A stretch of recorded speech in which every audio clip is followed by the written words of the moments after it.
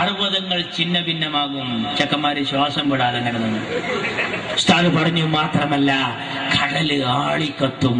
ബേജാറാക്കാൻ എവിടെക്കെങ്കിലും പോണം. ഇതൊക്കെ കേട്ടപ്പോ ശാന്തമായ സൂചി വീണാ കേൾക്കുന്ന നിശബ്ദതയുള്ള ആ സദസ്സിൽ ഉസ്താദ് പറഞ്ഞു പത്രേ, അന്ന് അല്ലല്ലാത്ത ഒന്നും ഉണ്ടാവില്ല, അന്ന് അല്ലല്ലാത്ത ഒന്നും ഉണ്ടാവില്ല. അപ്പൊ പിന്നിലെ വെഞ്ചിന്ന് ഒരു ചെക്കൻ സ്പീഡിൽ വന്നിട്ട് ചോദിക്കാത്തരെ അന്ന് മദ്രസ ഉണ്ടാവുമെന്ന്. ഓന്റെ ബേജാർ എന്താണെന്ന് അറിയാം, സദർ ഉസ്താദ് മരിച്ചിട്ടാണെന്ന് മദ്രസയ്ക്ക് വരഞ്ഞിട്ട് കാത്തിട്ട് എന്ന പോലെ ഈ പള്ളി പൊളിക്കുന്നു, JCB വന്ന് മഞ്ചേരി പള്ളിയുടെ മിനാരം പൊളിക്കുന്നു, മദ്രസ അവതാളത്തിലാകുന്നു. ഈ പ്രതിസന്ധി മുഴുവൻ വരുമ്പോ KT ജലീലും PT റഹീമും PMA സലാമും TK ഹംസാക്കയും Mappila സഖാക്കളും വന്നിട്ട് പിന്നിലെ വെഞ്ചിന്ന് വന്നിട്ട് ചോദിക്കുക അന്ന് ലീഗ് ഉണ്ടാവുമെന്ന്. പാവം, നിങ്ങൾക്കൊന്നുകിൽ നാണം വേണം, അതല്ലെങ്കിൽ മാനം വേണം. അത് രണ്ടുമില്ലെങ്കിൽ നാണവും മാനവും ഉള്ളവർ കുളിച്ച കുളത്തിൽ പോയി ഒന്ന് മുങ്ങുകയെങ്കിലും വേണം എന്നേ സാന്ദർഭികമായി ഞാൻ പറയുന്നുള്ളൂ. ചുരുക്കുകയാണ്. കേരളത്തിൽ ഭരണം കൊണ്ട് പൊറുതിമുട്ടിയ നിങ്ങൾക്ക് അടുത്ത തെരഞ്ഞെടുപ്പിൽ ചാൻസ് വരാനിരിക്കുന്നു അല്ലേ? ഇങ്ങനെ വിലക്കയറ്റം രൂക്ഷമായ ഒരു കാലഘട്ടത്തിന് മുമ്പുണ്ടായിട്ടുണ്ടോ? തക്കാളിപ്പെട്ടിക്കൊക്കെ ഗോദ്രജിന്റെ പൂട്ടിടേണ്ടി വന്നില്ലേ? മാറ്റിച്ചേരാ എത്ര രൂപയാണ്? 40 ഉറുപ്പ്യ തക്കാളിക്ക് വരെ വന്നില്ലേ? എന്റെ അമ്മനോട് ചോദിച്ചു, മാനേത് കിലോ 10 എന്ന് പറഞ്ഞ് വന്നിരുന്ന സാധനല്ലേ? ഞാൻ അമ്മാനോട് പറഞ്ഞു 2 കിലോ 10 തന്നെ വന്നിരുന്നു, വാരി കൊടുത്തിരുന്നു. ഈ വിലക്കയറ്റം രൂക്ഷമായ സമയത്ത് ഉമ്മനോട് ചോദിച്ചു, പിന്നെ തക്കാളി ചാറ് വെക്കാൻ എന്താ ചെയ്യാ? ഞാൻ പറഞ്ഞു പഴയ മാതിരി നല്ല ഭരണം വേറെ, അതുകൊണ്ട് തൽക്കാലം എന്തെങ്കിലും 1 or 2 എടുത്ത് ഇങ്ങനെ ഉപയോഗിച്ചാൽ മതി. ഉമ്മ പറഞ്ഞു ഇതിന്റെ ഒരു ചൂരും മണമൊക്കെ വേണ്ടേ കുട്ടിയെ? ഞാൻ പറഞ്ഞു ചൂരും മണമൊന്നും വേണ്ട, നിങ്ങൾ ആ ഒരു തക്കാളി എടുത്തിട്ട് ആ ചാറിന്റെ ചട്ടിമൊന്നുണ്ട് വിഞ്ഞാങ്ങിക്കാളി. ഈ പറമ്പിലും ഈ ദേഹത്തിലും ഈ കേരളം എന്നാകെ ഉപദ്രവിക്കുന്ന സഖാവ് അച്യുതാനന്ദൻ, കൊടിയേരി, പിണറായി തുടങ്ങിയ എല്ലാ മൂർത്തികളും ഒരു 2 കൊല്ലത്തേക്ക് കൂടി അടങ്ങി നിൽക്കണമെന്ന് പറഞ്ഞ അടുപ്പിൽ കണ്ടിട്ടും തേച്ചിട്ടൊരു പൊട്ടി വെക്കും. ആ മണം മതി നമുക്ക്, വേറെ ആലോചിച്ചിട്ട് കാര്യമില്ല. രൂക്ഷമായി പോയി, ബാണം പോലെ കുതിച്ചുയരുക. ഞാൻ ചോദിക്കുന്നു, മാറ്റിച്ചേരാ ഇങ്ങനെ കറണ്ട് കട്ടുണ്ടായ ഒരു കാലഘട്ടം ഉണ്ടായിട്ടുണ്ടോ? ഞങ്ങളെ ഭരണത്തിൽ കറണ്ടിന് ചാർജ് കുറച്ചു എന്ന് മാത്രമല്ല എമർജൻസി മുഴുവൻ കേടുന്നു. കാരണം എന്താ? ഉപയോഗിക്കായിട്ട്. എന്നാ ഇപ്പോഴത്തെ സ്ഥിതി എന്താ? രാവിലെ കറണ്ട് പോണ്, ഉച്ചക്ക് കറണ്ട് പോണ്, വൈകുന്നേരം കറണ്ട് പോണ്, എന്നിട്ട് കറണ്ട് കട്ട് യശാമാരിവിന്റെ ഇടയിൽ. മാറ്റിച്ചാൽ ഇതിൽ യഥാർത്ഥത്തിൽ കട്ട ഏതാ? രാവിലെ പോയതാ, ഉച്ചക്ക് പോയതാ, വൈകുന്നേരം ഏതാണോ ഇതിൽ യഥാർത്ഥത്തിൽ കട്ട്? പണ്ട് ഒരു ഡോക്ടറെ അടുത്ത് നല്ല തടിയനായ ഒരുത്തനും പോയിട്ട് പറഞ്ഞു, ഡോക്ടർ അവിടെ ഇവിടെയൊക്കെ ഒരു വേദന ഉണ്ട്. ഡോക്ടർ പരിശോധിച്ചിട്ട് പറഞ്ഞു, ബേജാറാകണ്ട, ഭക്ഷണം ഒന്ന് നിയന്ത്രിച്ചാൽ മതി. ഡോക്ടർ എഴുതി കൊടുത്തു, രാവിലെ 2 ഇഡ്ഡലി, ഉച്ചക്ക് 1 കോരി ചോറ്, വൈകിട്ട് 2 കപ്പ് കഞ്ഞി. ഇത് കേട്ട് ഈ സാധു ആകെ മൊത്തം നോക്കി. രാവിലെ 2 ഇഡ്ഡലി, ഉച്ചക്ക് 1 കോരി ചോറ്, വൈകിട്ട് 2 കപ്പ് കഞ്ഞി. പുറത്തേക്കിറങ്ങി. തീറ്റപ്രിയനായ ഇയാൾക്ക് സംശയം തന്നില്ല. വാതില് മുട്ടി.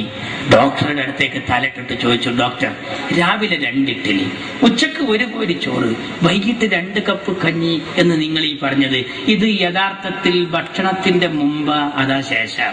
അതിനുള്ള ഭക്ഷണം മാറ്റിച്ചേരാ. രാവിലെ കറണ്ട് പോണ്, വൈകുന്നേരം കറണ്ട് പോണ്. എന്താ സ്ഥിതി?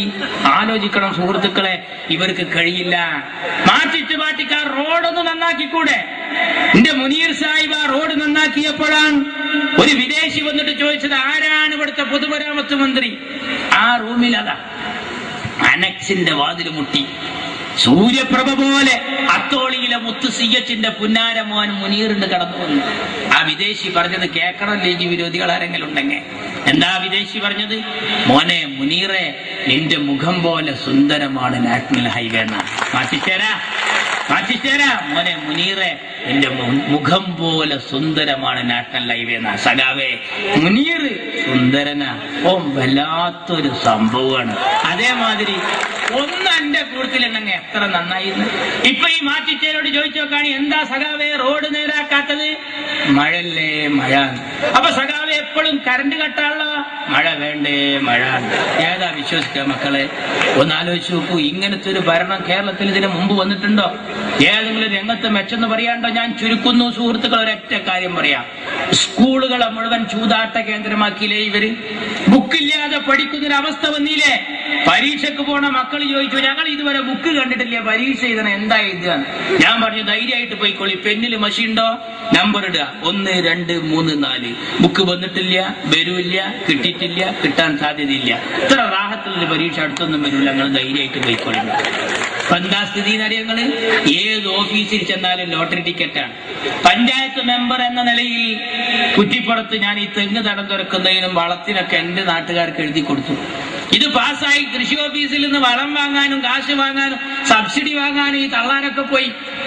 അപ്പൊ ഈ സാധുക്കൾക്കും കൊടുത്തു. ഇതൊന്ന് ഒരു തള്ള നല്ല സന്തോഷത്തിൽ ഇന്നെ വന്നിട്ട് ടൗണിൽ വന്നിട്ട് പറഞ്ഞ്, പൊന്നാരമായ എന്നെ റബ്ബ് നേരാക്കട്ടെ, എന്നൊക്കെ ജയിപ്പിച്ചത് ഒരു കാര്യത്തിൽപ്പെട്ടിന്റെ കുട്ടിയെ ഇത് എവിടുന്നാ മാറുക. തള്ളന്റെ വിചാരം 2000-ന്റെ ഒറ്റോട്ടാച്ചിട്ട് പോയ ലോട്ടറി ടിക്കറ്റാണ്. ലോട്ടറി ടിക്കറ്റാണ്. ഒന്ന് ആലോചിച്ച് നോക്കൂ. ഓഫീസിൽ മുഴുവൻ ലോട്ടറി ടിക്കറ്റ്.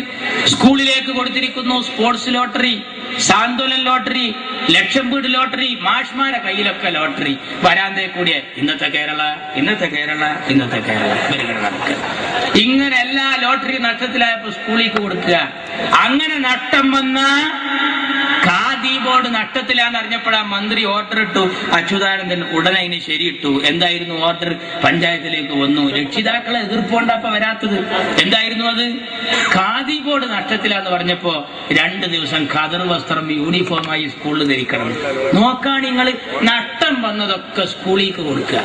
ഇങ്ങനെ പോയാൽ ആ ദിനേശ് പീഡി നഷ്ടത്തിലായ എന്താകും സ്ഥിതി? ഹെഡ്മാഷ് പോയി 2 ബണ്ടല് വീടി വാങ്ങിക്കൊണ്ടിരുന്നു, സ്കൂളിലാണ്ട് കൊടുക്കും.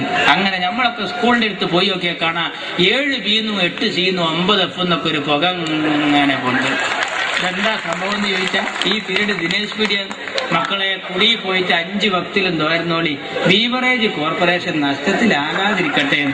അതും കൂടി നഷ്ടത്തിലായ നമ്മളെ മക്കളൊക്കെ കാട്രായി അടിച്ച് വരണ വരവൊന്ന് ആലോചിച്ചോക്കാൻ. ഒരു ഭരണം എന്തിനു പറ്റും?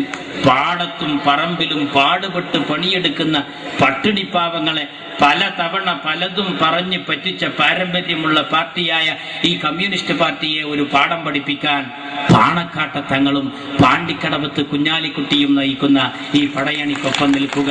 അള്ളാഹു അനുഗ്രഹിക്കട്ടെ. അസ്സലാമു അലൈക്കും. ജയ് മുസ്ലിം.